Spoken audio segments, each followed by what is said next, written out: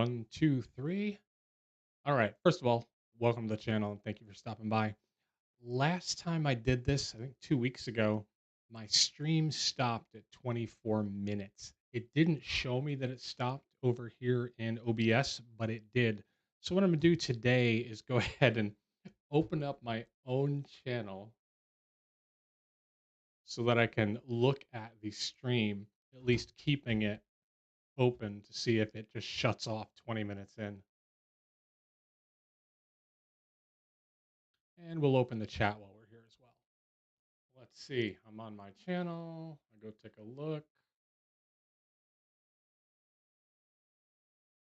Waiting patiently. All right. So, good news is I can now see that it's open.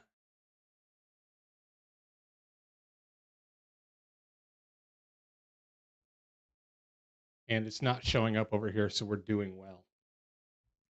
All right. Welcome back to another motorcycle YouTuber who doesn't really know what he's doing, but I'm having fun doing it. Time to answer some of the comments. I absolutely positively appreciate everyone who comments on the videos. So here we go. Okay. Oh, this is an old video. This is the best adventure pants. MSR Explorer. Everyone who orders these, sorry, everyone who orders gear needs to actually get out the true seamstress measuring tape and measure their waist in the proper location. I wear a 32 waist, just a hair over 31 and 3/4. Ordered size 32 and they were gigantic. I measured the waist on the MSR pant and it was 34 inches in circumference. Yeah, this fellow is making an excellent point. I think that, and he mentions it in here in North America, we're, as I like to call it, the full American sized. And that means a little bit pudgier than we're willing to admit at times.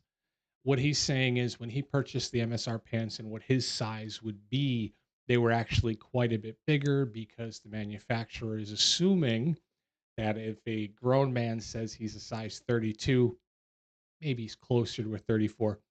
Now, my experience with these pants was I ordered them in the correct size, and for the most part, they fit well. I think they were fairly close for me.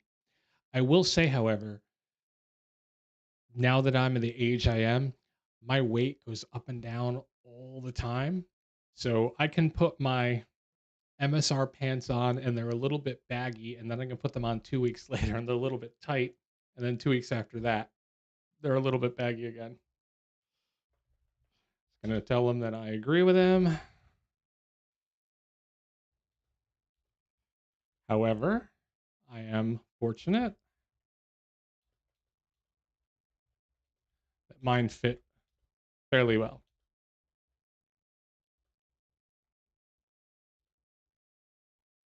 Ooh, failty? That's not fairly.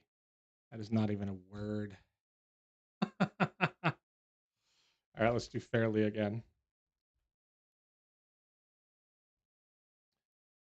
Okay, from Simon Smith in regards to my absolute biggest hit video ever, the Rhino Walk Reckless bags. Looks like you couldn't take a passenger on those as they would have to sit on the bulky straps. True.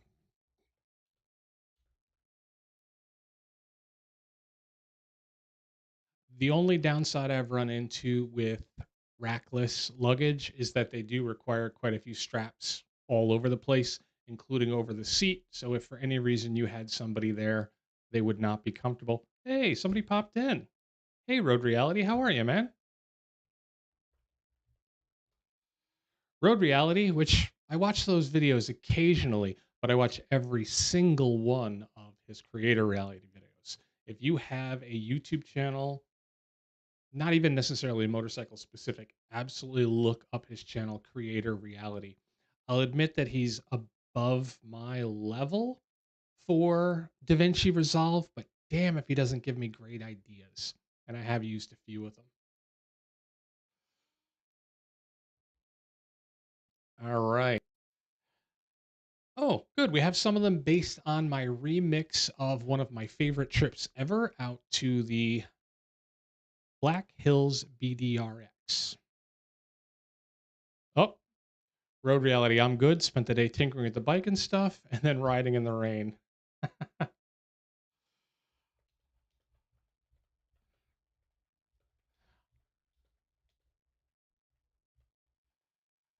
John, I'm avoiding riding in the rain this weekend. It is absolutely pouring right now. It was absolutely pouring yesterday, and my bikes are just sitting there. It's nice enough weather now that I'm waiting for good weather to ride. It'll be good tomorrow. I'll ride my bike then.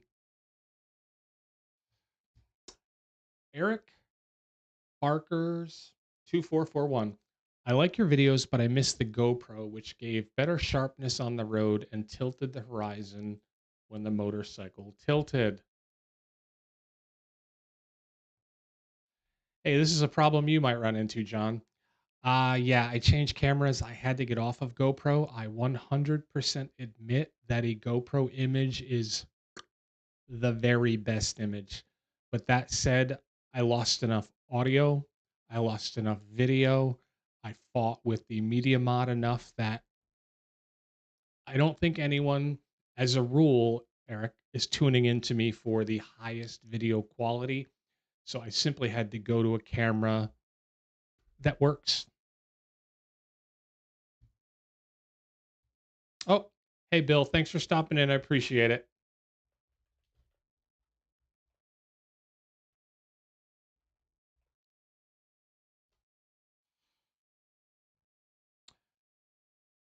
Oof. John got dumped on for 20 minutes in the rain today.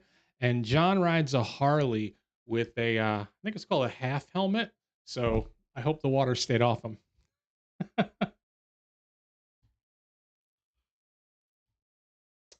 We have a comment from everybody's favorite bot, Moto Ramblings. Phew. I'm glad I had help when I put my bike down 3 times in one day. I got tired of looking at the bike in the puddle. And as usual, we give him the AI answer.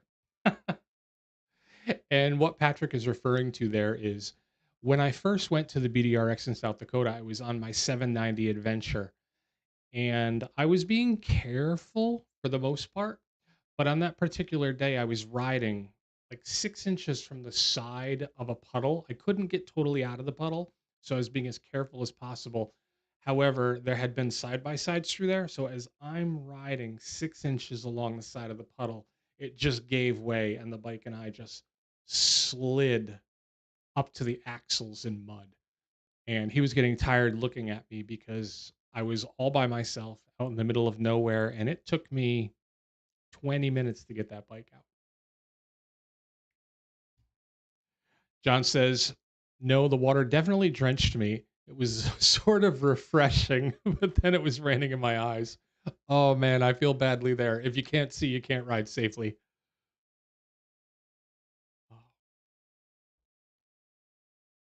Pilot Dane Obi-Wan commenting on the same video about the BDRX. Great video. As always, I was laughing my ass off at not 15 minutes later. Glad everything went well. Everything went really well. I have a video coming up where I'm kind of a dick and I say that you should not ride your bike anywhere you can't self rescue it. And editing the video, I definitely came across as a dick and I didn't mean to, but I absolutely, truly do believe that to be a truth. If you're going to take your bike somewhere, barring an injury, you really need to be able to get your bike out. You know, bad things can happen, you can hurt yourself, etc. But you shouldn't take your bike somewhere where you don't have at least a real fighting chance of getting out. And fortunately, most BDRs, even the difficult sections, are self rescuable. You know, depending on how deep the mud is. But as a rule, you can self rescue out of all of them. The Yadane.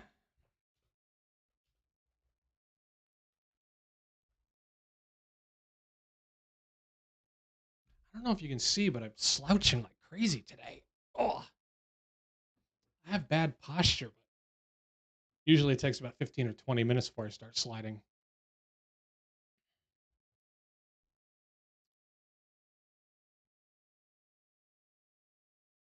Ah, Dane is saying it's time for new skins on the bike.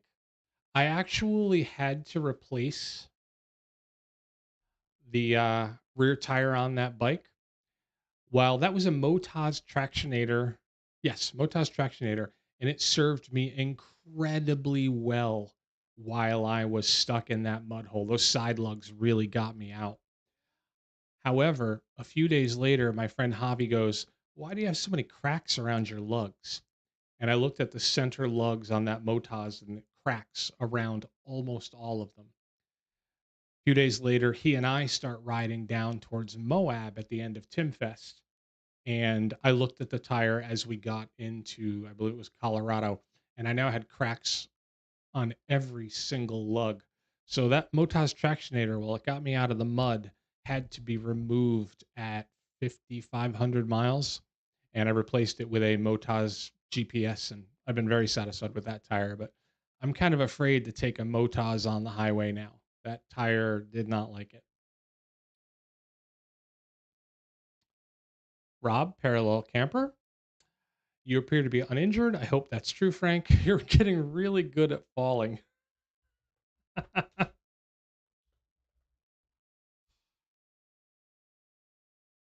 Then just a couple of comments below that. And I have gotten really good at falling. I thought that my riding skill would grow faster, but instead, my ability to fall off the bike semi gracefully has gotten much better. I mean, I guess 1 out of 2 ain't bad, right?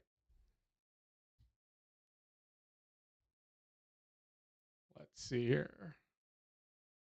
Hey, look at this. John, it's a comment from you. I appreciate it. This is the Well Dam video. I actually made the title on the thumbnail of 2 videos in a row. Well, damn, I think I use it too much. So John says, "So there's a tree down in the forest. Did anyone hear it fall?" No, John, but we saw it.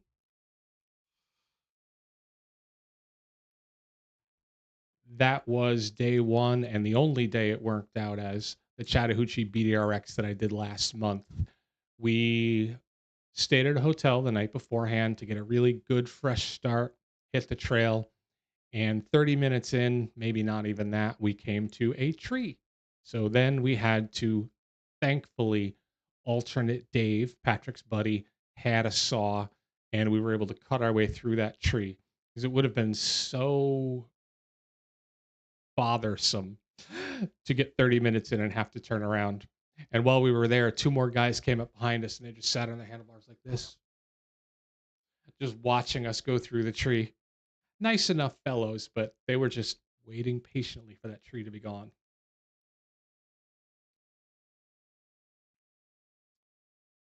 Okay, in reference to my lemon, my 790 adventure is out of the shop after about 6 weeks. Steve says you better have at least one Japanese bike in the stable so you can get parts for the 2 KTMs. And knock on wood, not that there's any wood near me, so wood substitute. I only need parts on a regular basis for the 790 Adventure. The 390 Adventure seems to be or have parts availability. Oh, John says I posted a screen grab for my ride today on Instagram. If you want proof, I ride in the rain. John, I absolutely believe you, but I do follow you on Instagram, so I will take a look. Now, do you ride in the rain year round, or is it just because it's early in the season and you just want to get out there and ride every weekend? I know you've got kids, I know you've got work and 2 YouTube channels, so you just like have to ride regardless of how bad the weather is.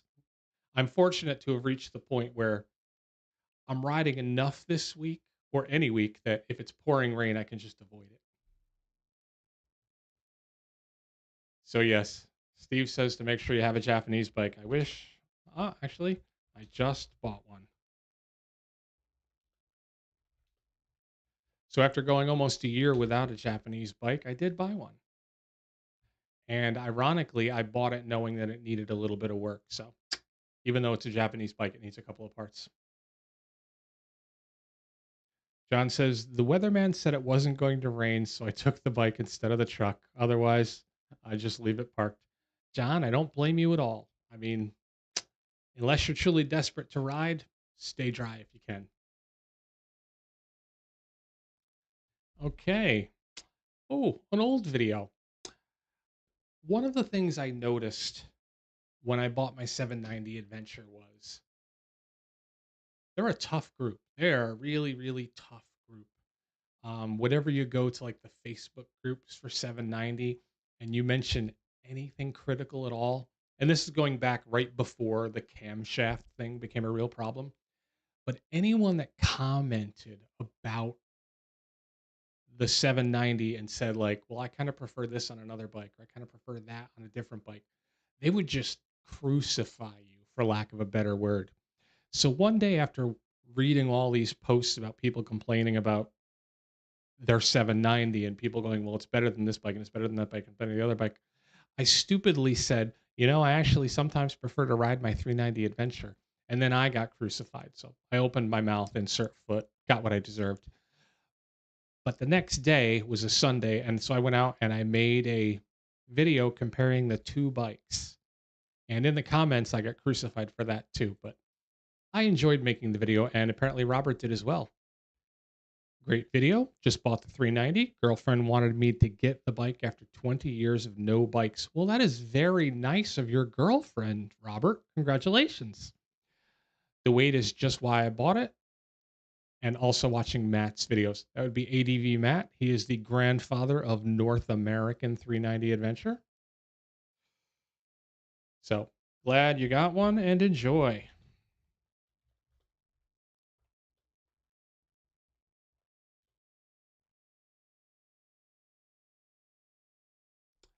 Bill says the new BMW R12. Bill, the GSs are out of my size range. I wouldn't want to deal with the weight, but oh my God, anytime I've ridden one, they're beautiful. And the new one, I think I like the old style a little bit better, but it's still a very pretty bike. My favorite, though, is the 2008 through 2012. They sound like a tractor. They ride awesome. It's an amazing bike. The new one's got a little bit fancy, though I will admit a friend of mine has a 22, and when I got on it, he hit a button and he programmed it to adjust for my height with my short legs, and it was absolutely amazing. That is some seriously cool BMW technology.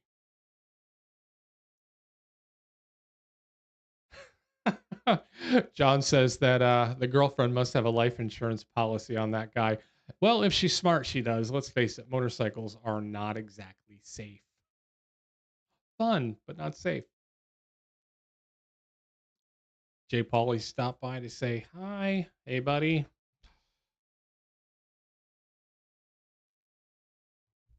Oh, actually, have a few more people commenting on my KTM motorcycles. I did a post where I said that if you own a KTM, you better have another bike. Which, if it's a 790 or an 890, I really do think you need to have another bike. And I put this post up with pictures of my two KTMs. So, Pigeon Pals, he just hit 12,000 and he's afraid to check his cams on a 790. I do not blame you.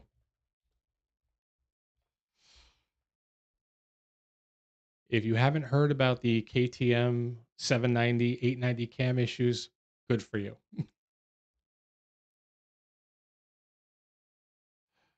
What's a G/S, Bill?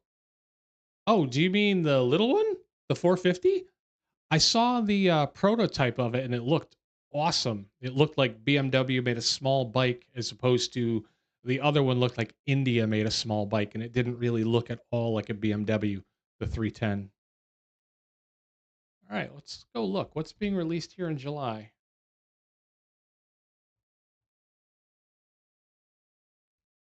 BMW G/S.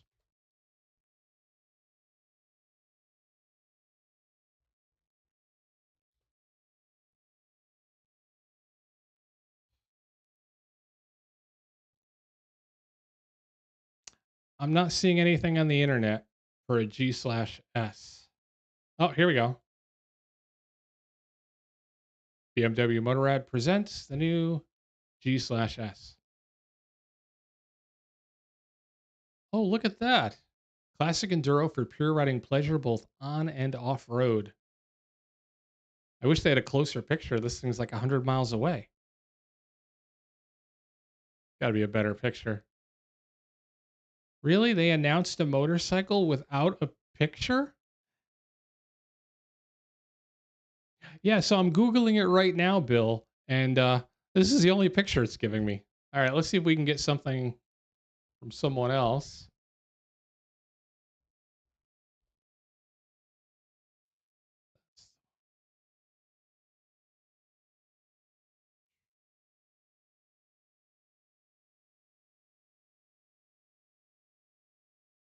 There we go. Okay, it's cut off half the bike. Bill, I really want to look at this bike, and I think BMW doesn't want me to.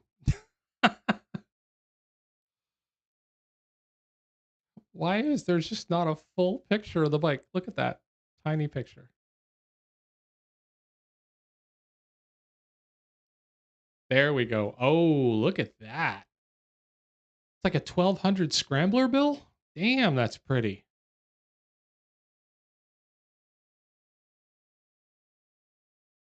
Oh, I definitely like the white better than the black.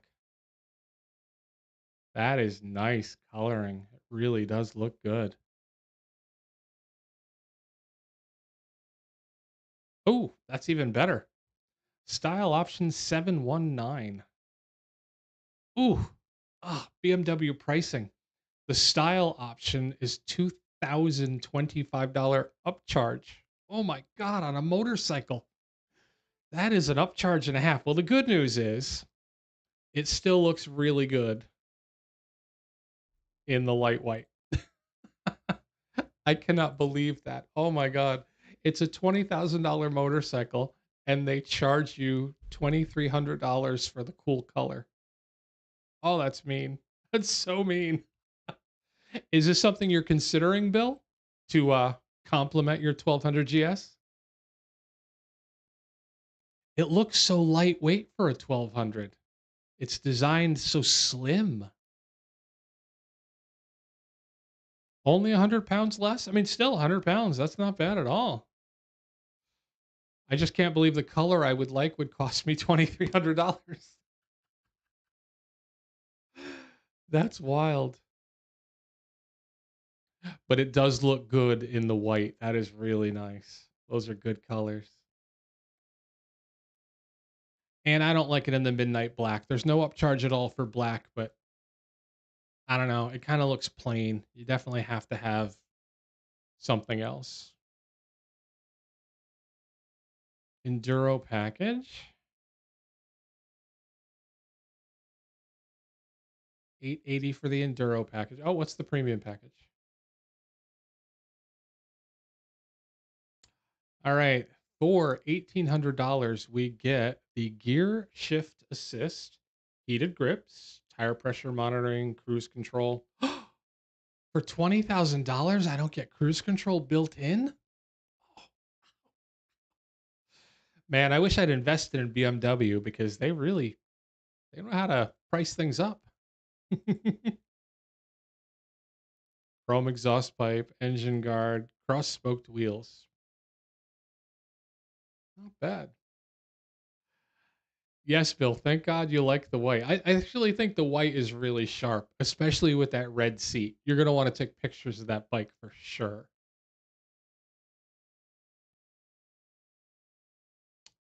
My only real complaint would be for $20,000 out the door, it should come with cruise control. I shouldn't have to spend more to get cruise control.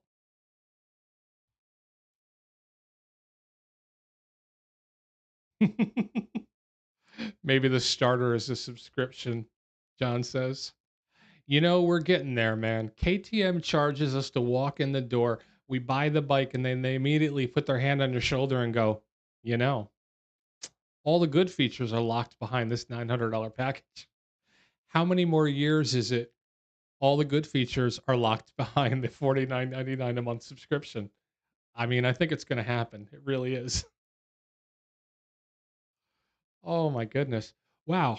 This is nice though. BMW has everything you would want that you can just add here.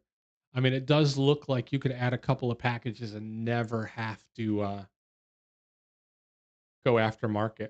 Everything I would want is here. Ooh, Ultimate Care break-in service. I have no idea what it is because it doesn't tell us. No, that looks like a really, really cool bike. But then it kind of looks like one of the BMWs from the 80s. Those are definitely the coolest looking BMWs. They've gotten so modern, but they used to have that tough look. I don't know. If you look at an older BMW, it's like that is the bike that you could ride around the country. And if a guy needs you to tow his truck, you could probably do that while you're going around the world. Oh, Mayo Moto, Duke, how are you, sir? Yeah, we're looking at that machine because Bill, who is a BMW owner, mentioned it. And I thought it was going to be the little one that everyone's expecting, but no, it's another 1200. And gosh darn. Unfortunately, Duke, we've been looking at some of the minorly expensive add-ons.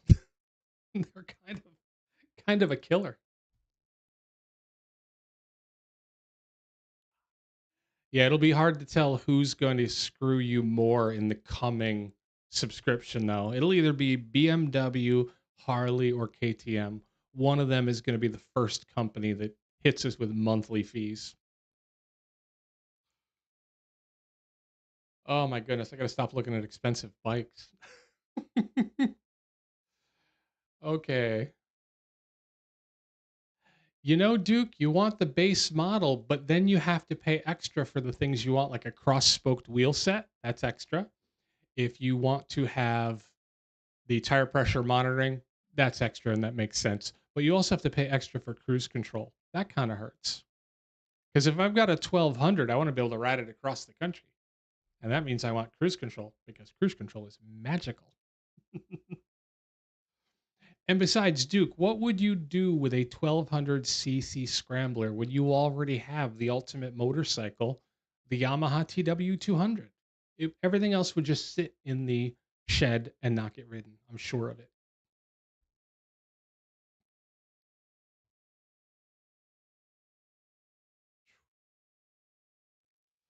Ah, more road reality and referring to me getting stuck. Well, that didn't turn out as planned. I'm with you. Self rescue. Oh, self rescue is not to be risked with stuff like that. Well, thank you for agreeing with me, John. Rest in peace, Dick Nooners. Come on, you could be the first guy to do stoppies on the TW200. I think that if you really put your weight forward, you can start doing some tricks on that thing.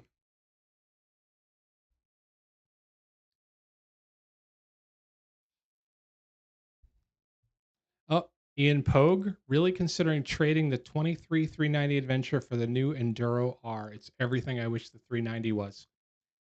Ian, I said no to my second opportunity to buy a 390 Adventure R today.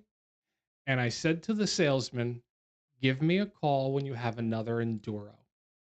I think the price for the Enduro for what you're getting is a really good deal.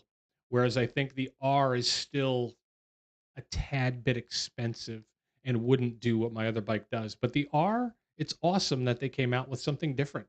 It's a little bit different and a lot cheaper. Road Reality, my new Road Glide has cruise, rider modes, TPS, digital dash, and multiple modes, and a 6-axis Bosch EMU all stock. Yeah, my daughter just bought the Street Glide, and I think she has almost all the features, but they did sell her on some other things, including they really wanted her to get on a Road Glide, but when she tested the Road Glide, she couldn't stand the fact that the fairing didn't move with her because her last bike, the fairing moved on the wheels, so she could not buy a Road Glide. She said she went out of the dealership, up to the road, turned around, and brought it back and said it's just too wonky for her. Ian says, yeah, the Enduro is a much better price. I mean, they're charging $15 extra for some body work and a bigger tank. Exactly. That's it. Originally, I thought you were going to get cruise control with it. So there's a couple $100, but no, you're literally getting less than a gallon of gas, I think, and some plastics. And it's like,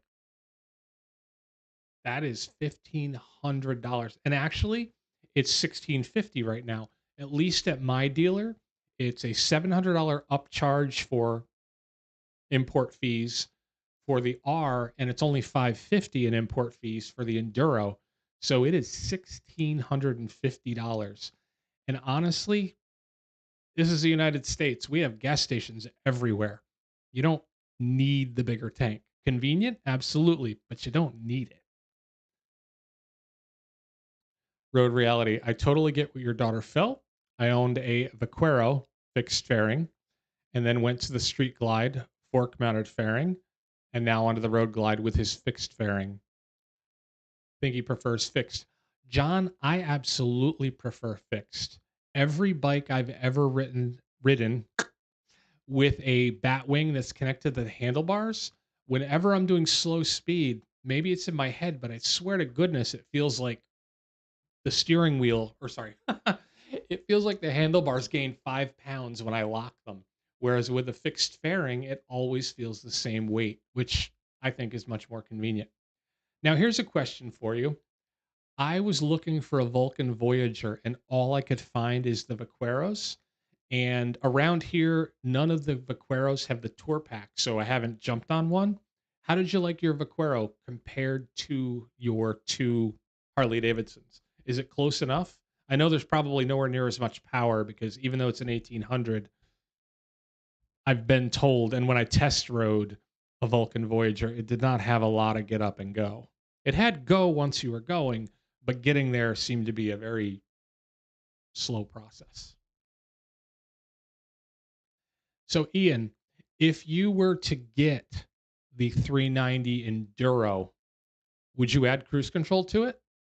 Now, I know you can't from KTM, but I believe that Viridian and that Australian company will have cruise control for them. That's one of the things, the only thing I would add to it. I would buy that for riding around in the woods, and I would probably add cruise control for getting to the woods. Ooh, the Vaquero was awesome, but he wrecked it. Oh, it's a 1700. I stand corrected. Sorry about that. Oh, I hope you were not hurt when you wrecked it. I'll have to go back to your old channel. Were you on there? I've only seen you on Harleys. Did you record when you were on the Vulcan? I have to imagine Jackson is really doing cruise control for darn near everything that the factory doesn't. So I'm pretty sure, and I'll email him. I'm pretty sure Jackson is going to have cruise control for the 390 Enduro. And let me tell you, so if this is the bottom of the console on your clutch side, it's this little plastic box that hangs off the bottom. I can't imagine people aren't going to rip that off. And I mean, it literally plugs into the bottom. This little cheap plastic thing for cruise control plugs into the bottom. I've hit the bottom of my handlebars 100 times off road. I am 100% sure I would rip that off of the R. So if Viridian Cruise comes out with one, it'll have his 3 button setup and it'll be significantly safer.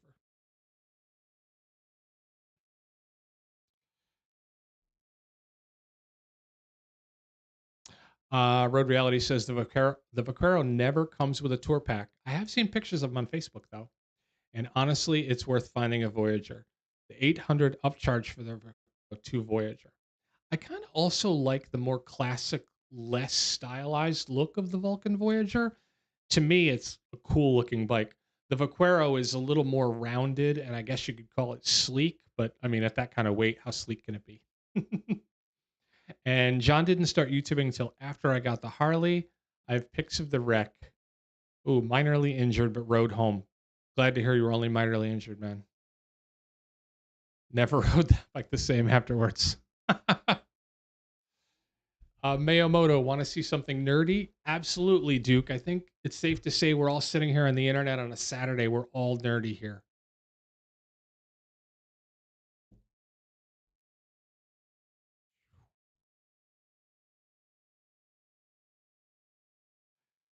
Road reality. If you saw a Vaquero with a tour pack, it was aftermarket.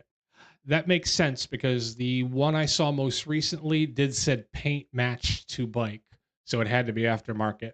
But it was a horrendous green. So when they paint matched it, they just put another horrendous green on that. The Vaquero and the Voyager are the same bike, just the latter is set up for touring. The bags are different on the ones I've seen. Let's see if we can find one. Vulcan Voyager.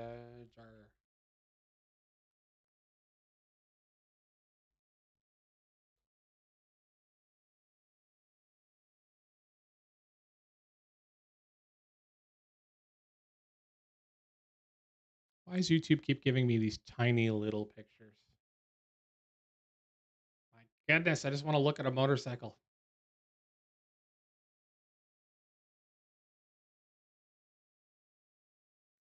Yeah, it's just such a nice looking bike. And I don't know about where you live, John, but if you're shopping used, which I traditionally do, trying to get a Harley for the price of a Voyager is impossible. They practically give away Voyagers. You can get a low miles, 13, 14,000 miles. It'll be 5,500 bucks. Mayomoto, trying to see if I'm worthy of the ultralight title as defined by AD Rider. ADV Rider UL thread close. Okay, so the Voyager bags are top opening, Vaquero is side opening. Oh, I loathe side opening bags. I don't know why the Japanese do that. Someone once said to me that the Japanese love briefcases, so they make their side bags where you are supposed to take them off and open them like a briefcase. But I definitely think it's easier dealing with top down boxes.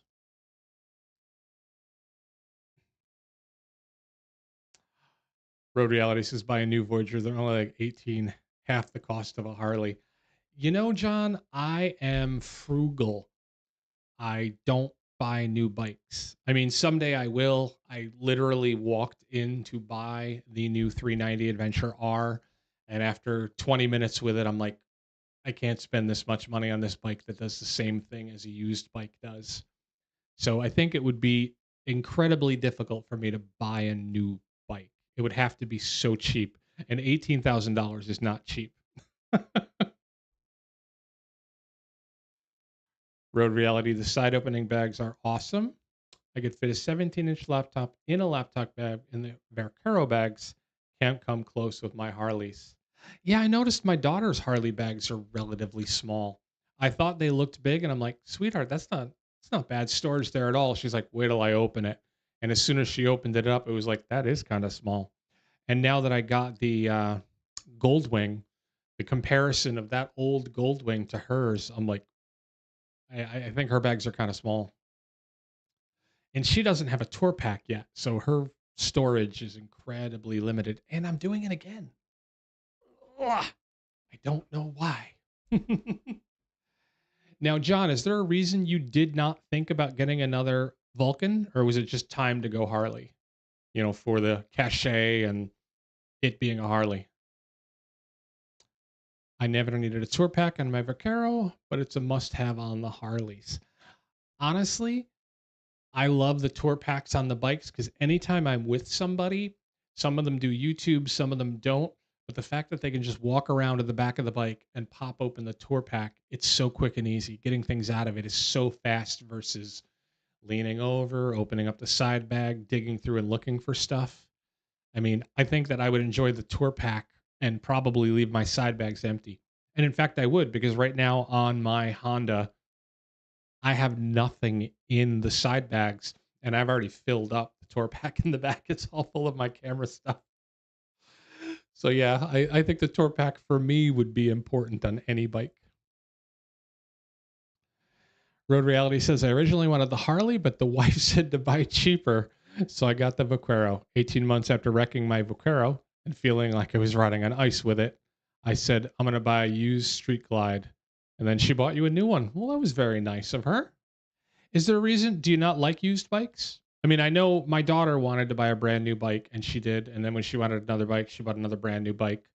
And money's relative. So for some people, it's not a big deal.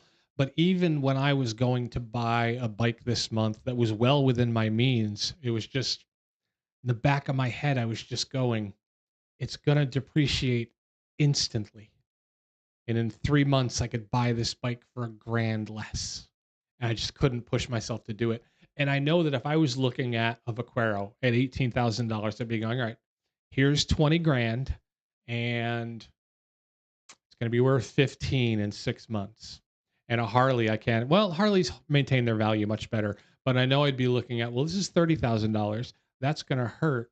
And in 6 months, when it's $25,000 worth of value, I'm just going to start crying. But it was nice of the wife to buy you a new one. And I think if my wife had said, I'll buy you that bike, so the guilt was off me, I may have gotten the new bike. I don't mind used bikes. We didn't like the used one, but we both, or sorry, we didn't like the used one, but we both liked the looks of the new one. When I traded in, it wasn't a terrible amount of money to trade up to the 2024. That's a good point if you're trading in. Plus, you can get the one you want. I've never been able to pick. I think the Goldwing is my 19th bike. I've never been able to pick the exact bike I wanted. I always had to buy what was available, close enough. And sometimes it is exactly what I wanted, and sometimes it's a different color. Sometimes it doesn't have the right features. So, yeah, there are definite benefits to buying new. I'm